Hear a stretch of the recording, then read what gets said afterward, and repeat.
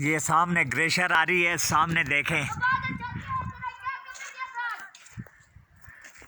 ये ग्लेशियर देखें, ये तूफान है और सामने आपको नज़र आ रहा होगा ये ग्लेशियर आ रही है। ये अल्लाह सुभान अल्लाह सुभान अल्लाह सुभान अल्लाह सुभान अल्लाह। ये तूफ़ान है जो तूफ़ान आता है 93 में भी आया था और 23 आदमी इसमें जाँ बाहक हो गए थे। मेरा नाम ज़रीन गुजर है और ये सहरा इलाका, ये ग्लेशियर में आपको दिखा रहा हूँ। ये ताज़ा आई 14/12 सन 2020 में ये ग्लेशियर आ रही है।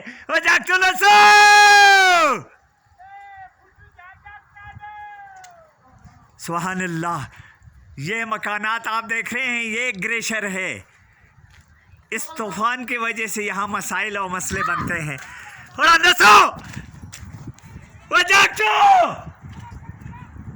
सुभान अल्लाह सुभान अल्लाह।